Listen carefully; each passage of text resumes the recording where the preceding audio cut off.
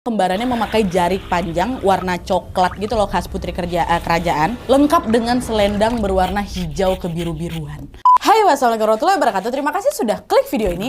Oke, jadi malam ini seperti biasa aku akan kembali lagi membawakan sebuah kisah horor yang tidak kalah seru untuk diceritakan. Tapi sebelum aku masuk ke kisahnya, aku mau nanya nih sama kalian, ada nggak sih diantara wawa-wawa aku yang lagi nonton video ini yang punya saudara kembar?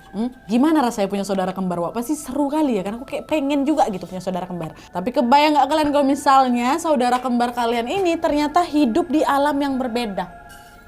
Nah, itulah yang dirasakan sama Wawa kita satu ini. Di usia yang menginjak remaja, dia baru tahu kalau ternyata dia punya sosok kembaran yang hidup di dalam alam gaib. Nah, kok bisa Nadia? Nah, inilah dia, penasaran kalian sama kisah lengkapnya kan? Tapi sebentar dulu. Sebelum kita masuk ke ceritanya, aku mau curhat sedikit nih, Wak. Jadi ya seperti kalian tahu lah kan, tiap kali bahas cerita horor gini aku tuh tiba-tiba sering merinding sendiri gitu. Nah, biasanya nih Wak, biar nggak takut sendirian, aku sering nih ngobrol sama anak-anak Lita buat bahas cerita kayak gini juga. Atau ya cuma sekedar sharing-sharing aja pun bisa. Kayak waktu kemarin tuh, waktu aku sama si Kelvin, masih ingat kalian? Dari situ aku jadi banyak punya teman yang sering aku call gitu. Nah, kali ini Wak, aku mau call Bahtiar nih. Karena kebetulan kami juga udah lama sih nggak ngobrol-ngobrol. Lita, ini aku order dulu dia ya. Mana kok? Tiar? Halo Tiar. Udah lama nggak denger kau. Lagi sibuk kali aku. Kau tahu lah kalau masih nyortir-nyortir kisah horor Wawa. Enak, tapi aku dulu pernah ada kejadian serem loh. Masa iya? Belum pernah cerita kayaknya ke kau. Belum cerita lah. Sekalian pemanasan Wawa aku sebelum masuk ke kisah utama. Udah aku cerita aja. Gimana? Jadi dulu waktu SMA aku ada study tour gitu di Sukabumi. Nah, kita di sana tuh tinggal di rumah warga tersebut selama seminggu kurang lebih. Terus singkat cerita aja nih Nat. Jadi waktu malam hari ada satu temanku cewek pengen minta ditemenin ke tempat temennya. Terus? Nah, tempat temennya kan agak jauh dari rumah-rumah yang lain kan. Bisa dibilang rumahnya tuh terpencil gitu. Jadi dia minta temenin aku kan. Akhirnya aku temenin tuh. Tapi emang serem banget sih. Karena kalau udah malam tuh minim banget lampunya. Dan aku tuh cuman kayak dibekalin flash HP aja. Nah, singkat cerita nih, pas aku udah nyampe ke rumah temennya yang terpencil ini, langsung dong aku mau balik ke rumah tempat aku tinggal. Tapi pas aku mau balik, ibu pemilik ini nawarin, bilang gini, "Mas, mau dianterin gak mas?" Terus aku jawab dong, "Gak usah bu, aku pulang sendiri aja gak apa-apa." Terus ibunya bilang lagi, "Emang gak takut mas?" Terus aku jawab lagi kan, aku bilang enggak bu, walaupun sebenarnya dalam hati agak takut sih. Terus nggak lama ibunya malah cerita, katanya kalau orang sini percaya kalau udah malam tuh sering muncul penampakan kaki panjang. Aku udah mati. Kaki panjang. Ya ampun, orang pengen pulang sendiri malah diceritain yang serem-serem kan. Jadi aku makin was-was tuh. Jadi langsung aja aku inisiatif potong pembicaraan ibunya. "Bu, saya mau balik dulu ya bu, takut kemalaman." "Assalamualaikum." Terus ibunya jawab, "Waalaikumsalam." Nah, pulang dah tuh aku sendiri. Merinding kan aku setelah dengar cerita dari ibunya. Tapi tetap aku paksain jalan aja. Sampai di mana aku mulai dengar suara langkah kaki tuh ngikutin aku dari belakang. Ini jelas banget suaranya. Astaga. Karena kebetulan kan habis hujan gitu kan, namanya hutan pasti kalau habis hujan tanahnya agak becek gitu. Jadi kalau ada langkah tuh kedengeran kayak jelas. Kayak apa? Plek-plek gitu, plak-plak gitu suara langkah kaki.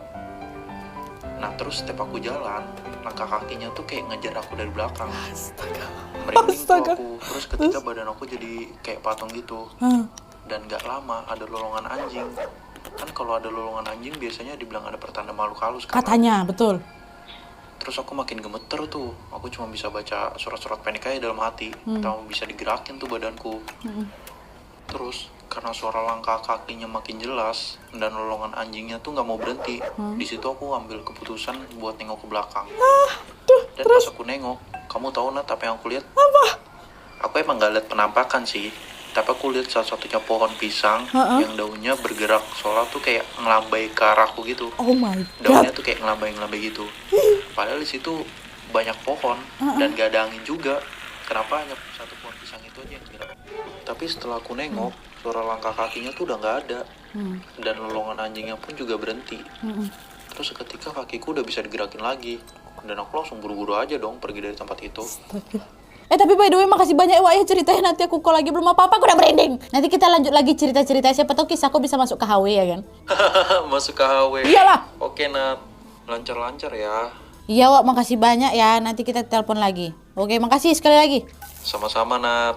Memang betul-betul membantu kali aplikasi Lita ini Wak. Kalau misalnya kalian lagi pengen juga punya teman ngobrol kayak kami tadi, bisa langsung di calling aja Wak, sesimpel dan semenyenangkan itu. Buat kalian yang tertarik jangan lupa download aplikasi Lita, linknya sudah aku sertakan di description box di bawah. Kalau misalnya kalian mau tahu lanjutan kisah si Bahtiar tadi, calling aja si Bahtiar, masih ada juga Bahtiar sama talent-talent lainnya Wak. Rasain sendiri lah gimana serunya ngobrol sama mereka ya. Nah setelah ngobrol sama Bahtiar, aku jadi lebih semangat ini Wak, buat menceritakan KHW malam ini ke kalian. Tanpa berlama-lama kita langsung masuk ke ceritanya.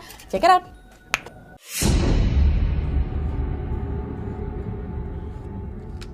Oke Wak, jadi kisah yang akan aku bawakan malam ini dikirim sama Wawa aku yang kita sebut aja namanya Uti dari Kalimantan Selatan. Halo Uti. Nah jadi Wak, pengalaman horor yang Uti alami ini bermula pada saat dia duduk di bangku SMK, tepatnya di tahun 2016 lalu Wak. Nah sejak hari pertama dia masuk sekolah Wak, Uti ini memang sudah berencana untuk ngekos. Karena sekolahnya si Uti ini ada di ibu kota provinsi. Sedangkan rumahnya berada di kota lain sehingga tidak memungkinkan baginya untuk menempuh perjalanan pulang pergi setiap hari. Nah di saat yang bersamaan ada pula tuh dua orang teman sekolahnya Uti yang bernama Adel dan Fani yang juga perantau dari daerah lain mengajak si Uti ini untuk tinggal bersama.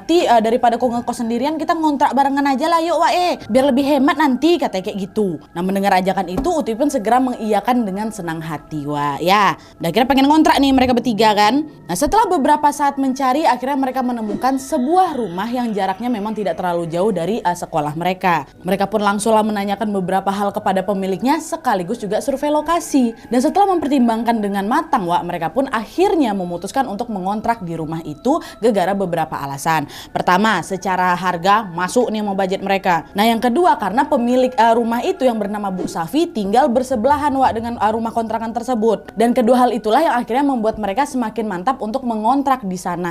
Ya kan setidaknya walaupun mereka ini jauh dari orang tua, masih ada bapak ibu kontrakan ini ya kan yang bisa dimintain tolong lah gitu ketika mereka membutuhkan sesuatu. Nah setelah semuanya deal Wak, tanpa menunggu waktu yang lama mereka pun segera membayar sewanya dan pindahlah ke kontrakan itu. Nah sampai sini sebetulnya nggak ada kejadian yang aneh-aneh dialamin sama Uti Wak, hingga tibalah suatu hari yang mengejutkan dan betul-betul mengubah kehidupan Uti terjadi.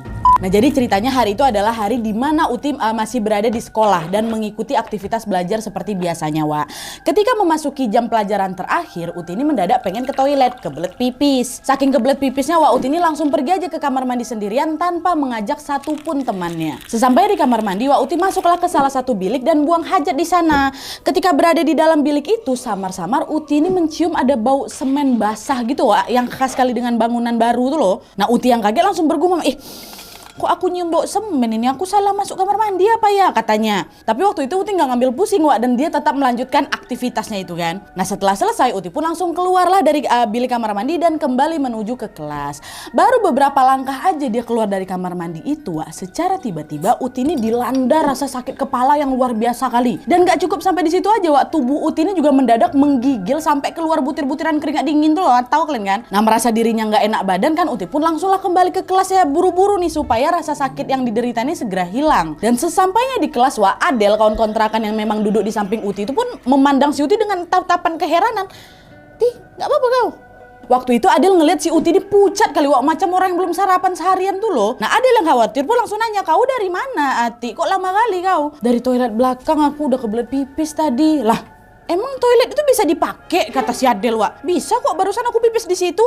Nah mendengar jawaban si Uti Wak, Adel pun langsung berkata lagi, ngawur kau Niti, toilet yang baru tuh belum boleh dipakai, kata Pak Guru. Kalau mau pipis di kamar mandi guru aja dulu, soalnya toilet yang tadi tuh yang kau datangin tuh memang belum jadi. Nah mendengar tegurannya si Adel, Uti pun mendadak terdiam Wak. Pantas lah tadi waktu aku masuk dalam toilet aku cium bau semen basah ya kan. Tapi gegara memang si Uti ini merasa nggak enak badan itu, Uti pun tidak memperdulikan kata-kata si Adel Wak. Dan di saat yang bersama bersamaan Adel pun nanya lagi ke si Uti kan, Ti kok nggak apa-apa, kok muka aku pucat kali Ti? Nggak apa-apa kok, aku mungkin salah makan tadi, makanya nggak enak badan aku. Nah nggak lama kemudian bel pertanda pulang sekolah pun berbunyi ya kan. Nah Adel sama si Fani kawan kontrakan yang satu lagi pun udah janjian nih untuk pulang ke kontrakan bareng-bareng. Sedangkan si Uti pulang belakangan karena sore itu dia mau mampir dulu ke perpustakaan sekolah ya untuk meminjam buku gitu lah. Udah kalian duluan aja lah, nanti aku pulang sendiri kata si Uti. Nah setelah beberapa saat memilih-milih buku di perpus, Uti pun balik lagi nih ke kontrakannya dengan berjalan kaki ya. Di sepanjang perjalanan pulang itu Uti merasa kalau sakit kepala yang dideritanya tadi tuh makin jadi-jadi.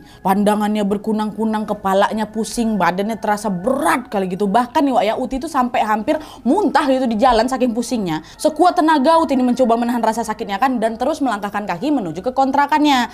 Nah sesampai di pintu gerbang kontrakan Uti pun mendadak kehilangan kesadaran. Dia roboh ke tanah hingga menimbulkan suara benda jatuh macam bruak kayak gitu, pingsan si Uti nih. Nah Fani yang pada saat itu lagi rebahan di kamar depan otomatis dengar suara bruak tadi tuh ya kan. Fani langsung beranjak dari kasurnya untuk mencari tahu. Dan pada saat Fani membuka pintu betapa terkejutnya si Fani ketika dia melihat Uti sudah dalam keadaan terkapar pingsan. Fani yang panik pun langsung berteriak manggil si Adel, Del sini kau Adel, cepat si Uti pingsan katanya. Nah Adel waktu itu lagi masak di dapur dia langsung matikan kompor, langsung dia berlari kan ke depan nengok si Uti itu. Adel dan Fani yang panik pun berusaha menggotong tubuhnya Uti masuk ke dalam ruang tamu dan merebahkannya di sofa. Mereka juga mengoleskan minyak kayu putih di kepala serta hidungnya si Uti sembari sesekali membangunkan si Uti.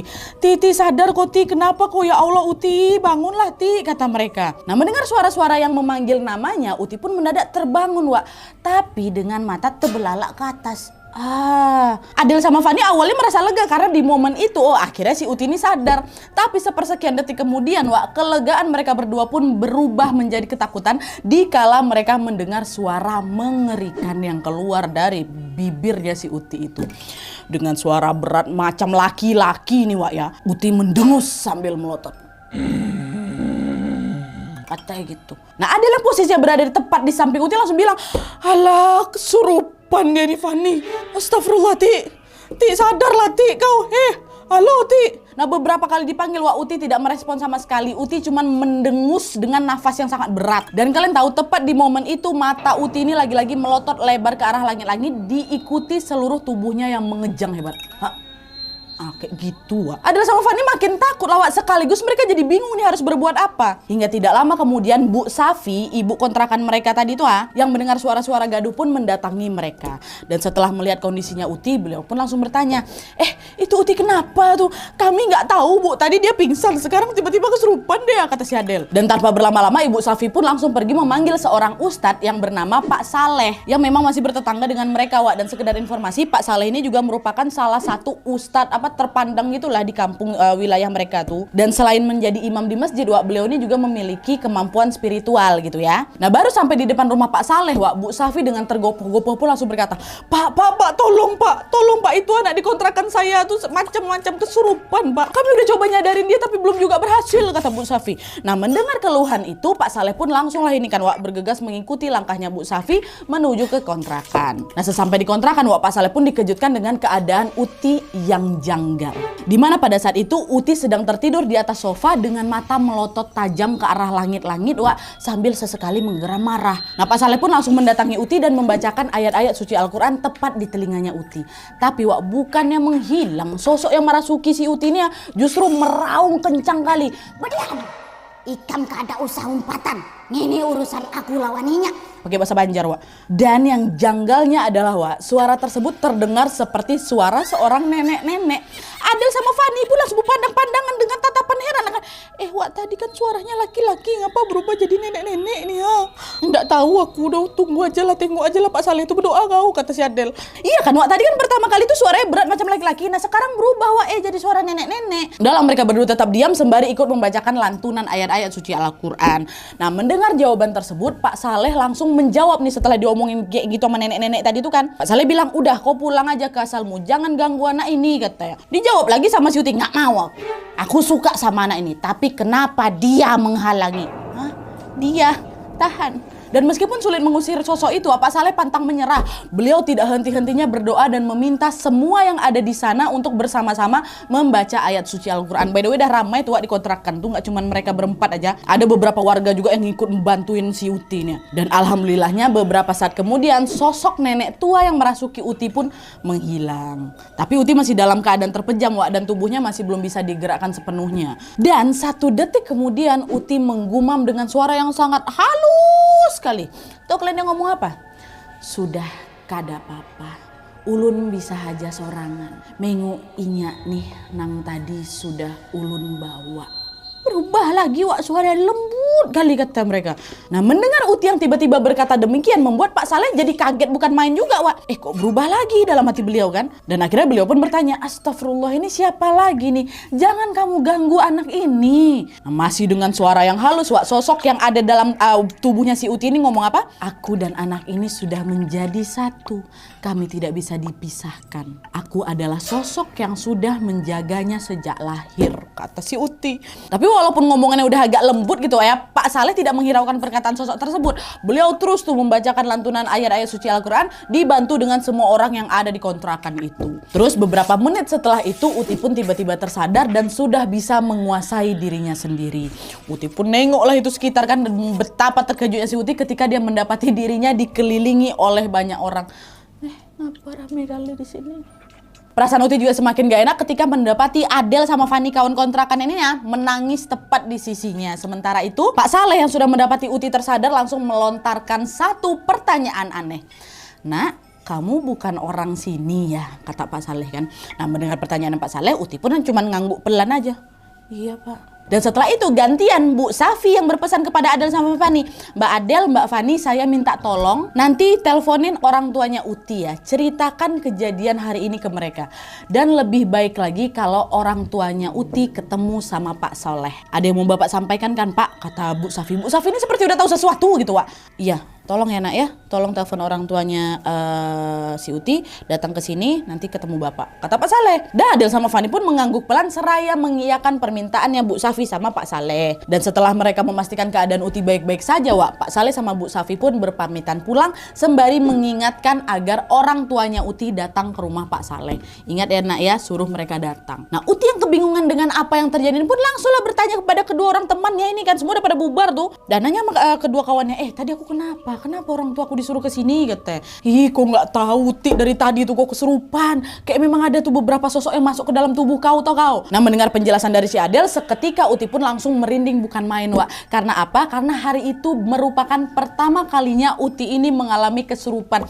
Sebelum-sebelumnya aku sama sekali nggak pernah kesurupan, Nat. Nggak usah lah kesurupan, merasakan hal-hal goib kayak gitu tuh nggak ada. Aman-aman aja hidup aku tuh, kata si Uti. Dan akhirnya pada malam itu, mengikuti sarannya Pak Saleh dan Bu Safi, Uti lah yang langsung nelpon kedua orang tuanya dan meminta mereka untuk mengunjunginya besok. Waktu ditelepon tuh memang Uti belum menceritakan perihal serangkaian peristiwa yang dialaminya sore itu, Wak. Uti cuma bilang, Mama, Papa, pokoknya langsung datang ke sini ya, tengok Uti. Ada sesuatu yang mau Uti ceritakan, kata si Uti. Dan orang tuanya si Uti yang khawatir ada hal buruk yang menimpa anaknya pun langsung berjanji akan mengunjungi si Uti besok pagi. Iya nak, nanti ibu sama abah datang besok ya, katanya. Dah. Malam pun berlalu, keesokan harinya Mama sama abahnya Uti pun menempati janjinya untuk menengok Uti di kontrakan. Nah, sesaat setelah orang tuanya si Uti sampai, Wak, barulah di situ Uti menceritakan itu kan semua serangkaian peristiwa yang menimpanya kemarin sore. Mulai dari dia salah masuk toilet yang masih basah bau semen itu, sampai ketika sukmanya dirasuki beberapa makhluk goib dan dibantu disembuhkan sama Pak Saleh. Yang mata digini diceritain semua. Nah, mendengar cerita Uti, Mama sama abahnya jelas ngerasa khawatir kali lah ya kan, Wak. Nah, kenapa kamu kok bisa jadi kayak gitu? Ayolah kita langsung pergi ke rumah Pak Soleh. Penasaran Mama kenapa kamu nih, katanya. Dan akhirnya mereka pun bergegas pergi ke rumah Pak Soleh untuk berkunjung sekaligus juga menyampaikan rasa terima kasih. Nah, seusai sholat zuhur, Wak, keluarga Uti pun bertamulah ke rumah Pak Soleh yang memang tidak jauh dari kontrakan. Sesampainya di sana, Pak Soleh pun langsung menyambut kedatangan mereka dengan hangat. Ibu, bapak, mari silakan masuk. Pak Soleh dan orang tuanya pun berbasa-basi lah sebentar gitu kan, sebelum akhirnya Pak Soleh mulai membahas perihal kesurupan Uti. Dah, dengan hati-hati beliau pun bertanya, Bapak, Ibu, maaf kalau boleh saya bertanya, Uti ini anak Bapak Ibu yang keberapa ya? Oh, Uti ini anak pertamanya saya, Pak.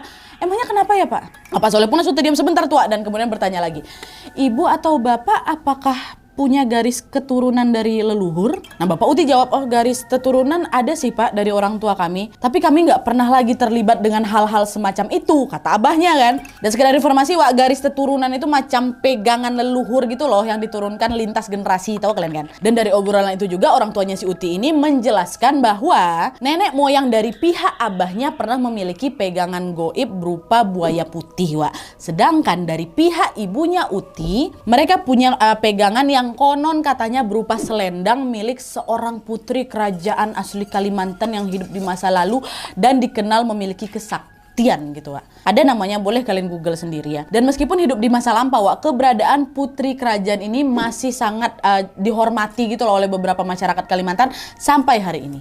Ya, nah mendengar jawaban dari kedua orang tuanya si Uti, Pak Soleh pun berkata lagi, ini sebenarnya ada sesuatu yang perlu Bapak dan Ibu tahu, Pak.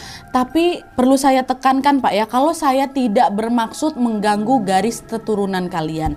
Di sini saya cuma bisa bertindak sebagai perantara saja, Pak ya, katanya. Nah, mendengar pernyataan dari Pak Soleh, kedua orang tuanya si Uti pun saling bertatap-tatap, Wak, dengan wajah kebingungan. Maksudnya gimana nih, Pak? Nah, belum sempat menjawab pertanyaan itu, secara tiba-tiba Pak Soleh langsung meminta, Uti, monggo silakan duduk di samping saya, katanya. Dan sambil menutup mata, Pak Soleh pun langsung melantunkan beberapa doa sembari menganggukkan kepalanya.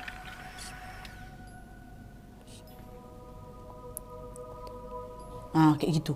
Dan setelah itu beliau mengusap kepalanya si Uti sambil membaca ayat suci Al-Quran, Wak.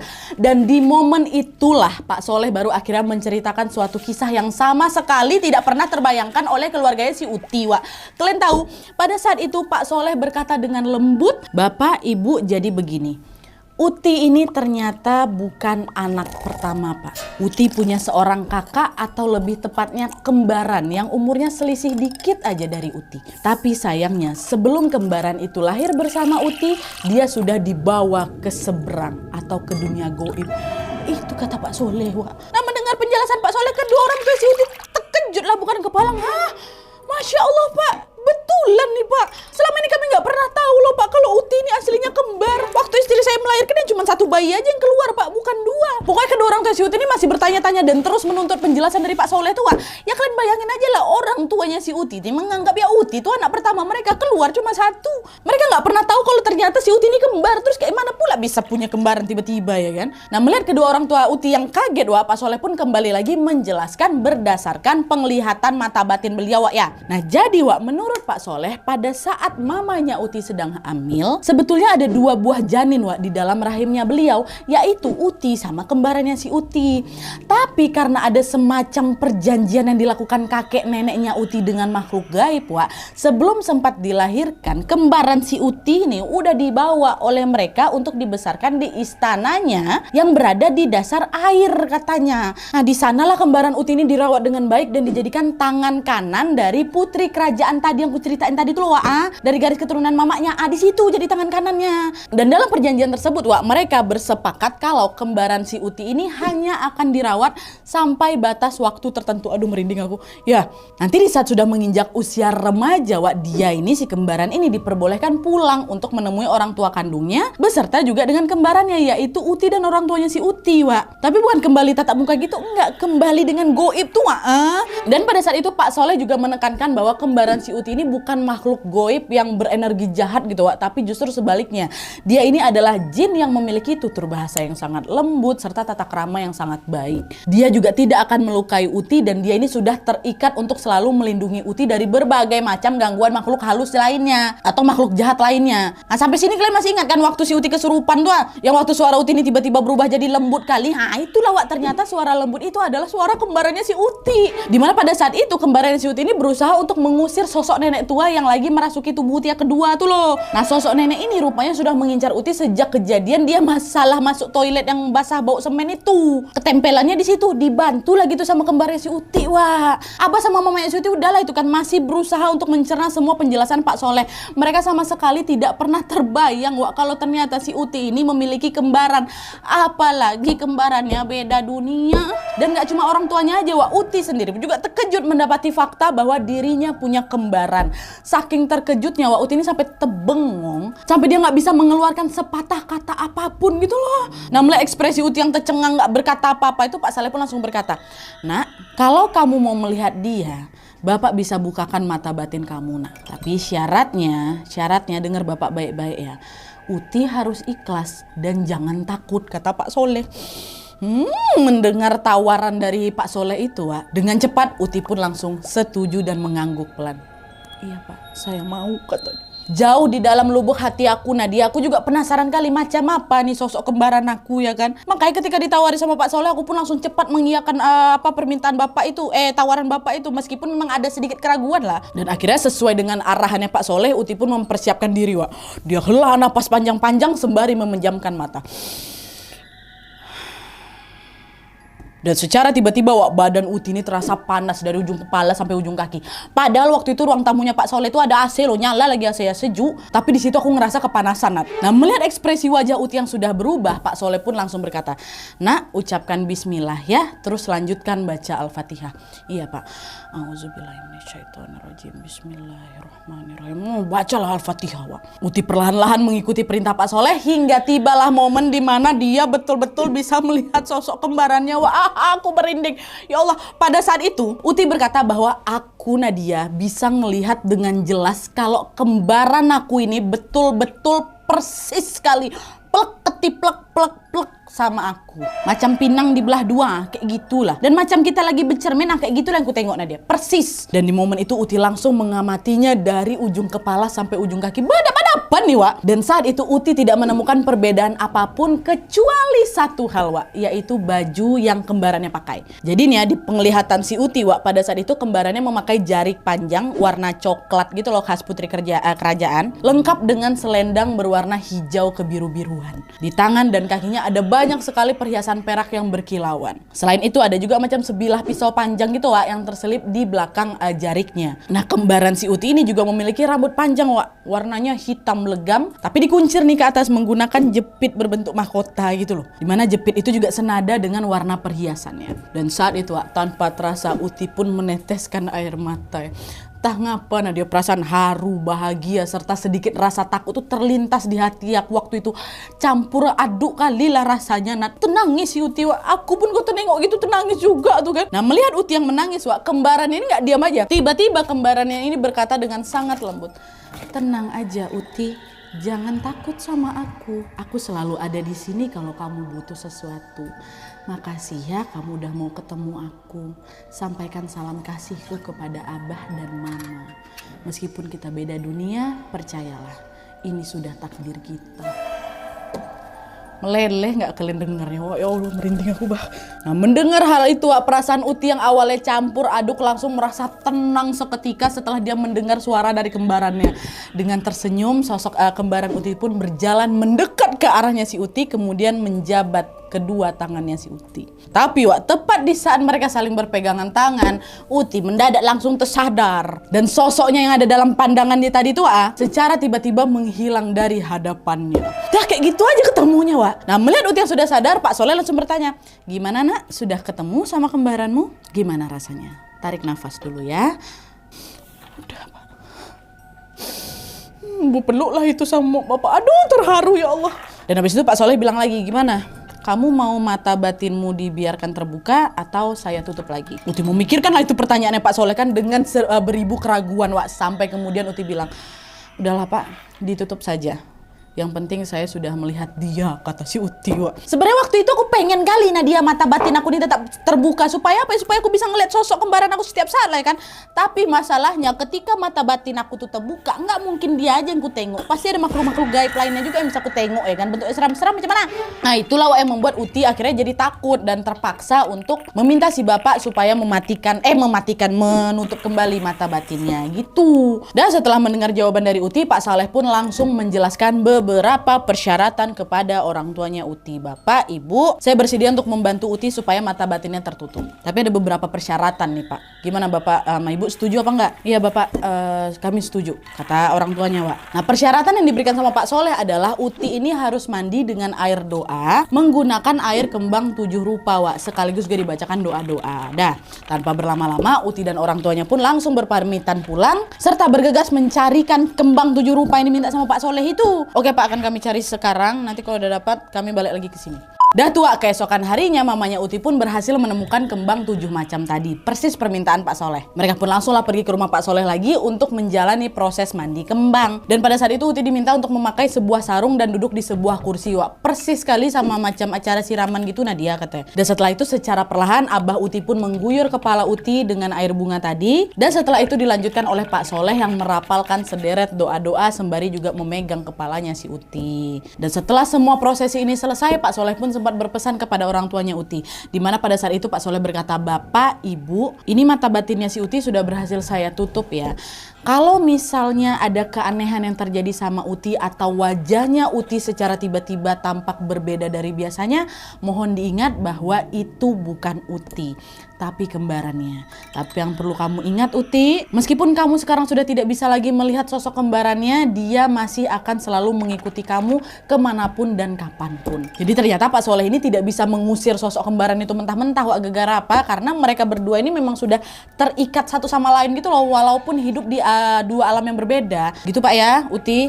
Iya Pak. Baik, jadi nggak bisa total langsung ditutup mata batinnya gitu loh, Wak, nggak bisa. Dan semenjak proses mandi kembang itu, Wak, Uti sudah tidak lagi melihat kembarannya secara langsung. Akan tetapi ada saat-saat di mana Uti ini bisa merasakan kehadiran sosok kembarannya itu, Wak. Ini aku ceritain, ada dua kisah yang diceritain sama si Uti. Jadi ceritanya, Wak, pada saat itu di suatu hari Uti ini lagi pergi bersama teman-temannya untuk berwisata ke sebuah makam salah seorang tokoh penyebar Islam di Kalimantan Selatan. Nah, di area wisata makam tersebut, Wak, terdapat sebuah masjid dan juga sebuah museum yang jaraknya saling berdekatan. Dan setelah berziarah di makam itu, Uti dan teman-temannya pun lanjut mengunjungi museum. Dan waktu masuk, mereka pun berkeliling, Wak, sembari melihat-lihat peninggalan sejarah yang ada di sana.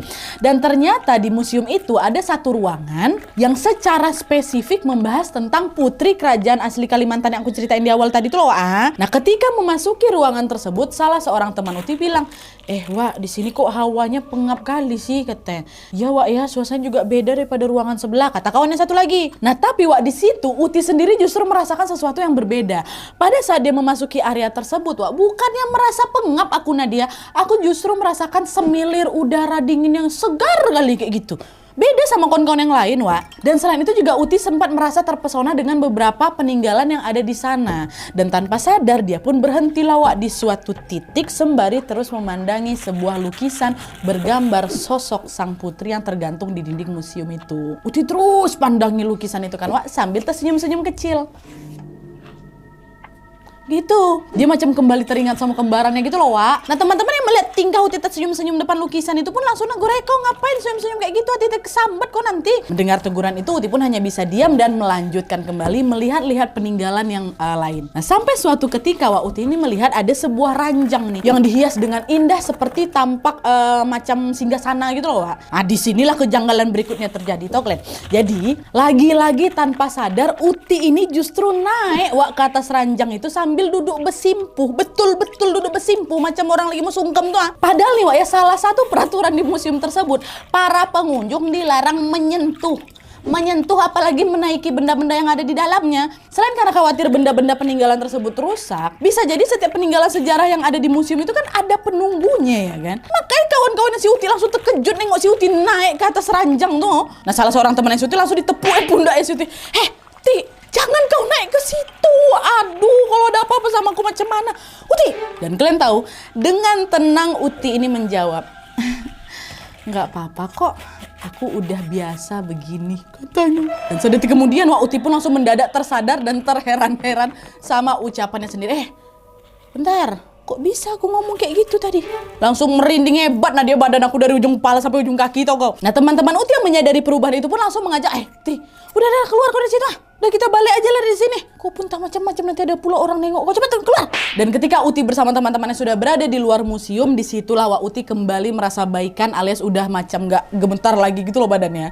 Dan di saat yang bersamaan juga Uti tiba-tiba teringat perkataan Pak Soleh, di mana beliau sempat bilang kalau kembarannya si Uti ini merupakan tangan kanan dari sang putri, ya kan. Nah, kemungkinan Nadia si kembaran itulah yang sedang meminjam raganya Uti sementara untuk bersimpuh di atas ranjang sang tuan putri tanpa Uti sadari. Ya Allah, merinding aku. Dan selain kejadian di museum itu, Wak Uti ini juga masih merasakan kejanggalan-kejanggalan lainnya, di mana pada suatu hari si Uti ini lagi bercermin lah gitu, ya kan. Nah, waktu dia lagi bercermin itu, Wak, yang Uti lihat di pantulan cermin bukan dia, melainkan sosok kembarannya Wak datang lagi. Nah kok bisa tahu Nadia itu kembarannya? Nah itu dia Wak, setiap kali si Uti ini bercermin dia kan selalu pasang wajah datar tanpa ekspresi gitu kan. Ya sewajarnya orang mau bercermin lah Wak. Kan jelas-jelas nggak berekspresi aneh-aneh sama sekali kan, ya udah. Nah gitu. Tapi Wak, beberapa detik kemudian Uti ini baru menyadari kalau ekspresi wajah yang terlihat di cermin itu mendadak berubah menjadi wajah yang tersenyum tipis. Tapi wajah dia, paham kan? Pada waktu itu aku lagi nggak tersenyum loh. Nah dia ngapain aku tersenyum depan cermin? Nah di momen itulah Wak, Uti merasa bahwa yang terlihat di bayangan cerminnya adalah kembarannya yang mungkin sedang ingin menyapa si Uti. Jadi bercermin kayak gini kan. Nanti pantulannya gitu. Ya Allah, aku jadi takut bercermin. Dan selain kejanggalan-kejanggalan tadi Wak, ada satu perubahan dalam dirinya Uti yang cukup signifikan gitu loh semenjak dia ini tahu kalau dia punya kembaran goib. Dimana Uti ini menjadi lebih peka ketika ada seseorang yang berniat untuk mencelakai dirinya Wak. Jadi semacam udah punya firasat duluan gitulah. Nah setiap kali dia kesal sama orang nih, orang yang dia kesal ini jadi agak takut sama Uti. Gegara Uti itu macam pasang macam diplototinnya tajam gitu loh Wak. Padahal jelas-jelas bukan itu yang aku lakuin. Adikku tengok dia biasa aja. Jadi bukan Uti yang melakukan itu Wak, melainkan si kembaran goibnya inilah yang tidak terima Uti ini diperlakukan buruk gitu. Serentetan kejanggalan tersebut pun sesekali masih dialami Uti sampai hari ini Wak, yang artinya sosok kembaran Uti ini masih terus mengikuti dirinya. Dan kalau sampai di akhir cerita ini ada yang penasaran siapa Nadia nama kembarannya si Uti? Aku juga penasaran Wak, tapi sayangnya sampai saat ini pun Uti nggak tahu nama kembarannya. Karena pada saat pertama kali bertemu itu Wak, Uti ini belum sempat menanyakan namanya. Tapi bagi Uti namanya udah nggak begitu penting. Yang penting dia tetap berada di sisinya si Uti sampai sekarang gitu ya. Ini percaya nggak percaya Wak ya, wallahu alam. Aku kembalikan lagi ke kalian. Di sini Uti hanya ingin berbagi cerita, aku juga hanya ingin menceritakan kembali pengalaman-pengalaman yang memang Uti rasakan bersama kembaran goibnya. Tidak ada yang kukurangi dan tidak ada yang kulebih-lebihkan ya Wak ya. Oke Wak, jadi itu tadi cerita dari Uti yang sejak sebelum lahir ternyata punya sosok kembaran beda dunia. Waktu ngebawain kisah ini jujur aku merasa kaget, takjub, sekaligus juga terharu gitu loh. Aku nggak kebayang ya gimana rasanya jadi Uti. Sejak kecil sampai dewasa, taunya sebagai anak pertama, tapi ternyata punya seorang kembaran. Untungnya pula kembarannya si Uti ini sosok yang baik-baik Wak ya. Sosok yang katanya selalu bersama dan menjaga Uti kemanapun dia berada. Menurut kalian gimana cerita KHW kita malam ini? Seru? Beda daripada yang lain Wak ya. Bagian mana yang bikin kalian merinding? Atau mungkin kalian punya pengalaman horor yang tidak kalah menyeramkan daripada ini? Tidak kalah mengharukan juga? Boleh langsung kirim aja semua ceritanya selengkap mungkin. Terus sertakan judulnya juga. Kirim ke email di bawah dengan subjek kisah hororku. Plus judulnya sertakan juga nomor WhatsApp sama Instagram kalian. Supaya nanti kami gampang hubungin kalian waktu kisah kalian di-up di video selanjutnya.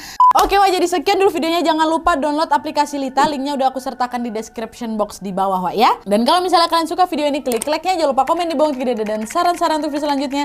Jangan lupa nyalain notifikasinya supaya kalian tahu kalau aku upload video baru. And as always, jangan lupa untuk klik tombol subscribe supaya kalian sama-sama tahu informasi menarik dan menegangkan dari channel aku. See you next video Wak. Bye.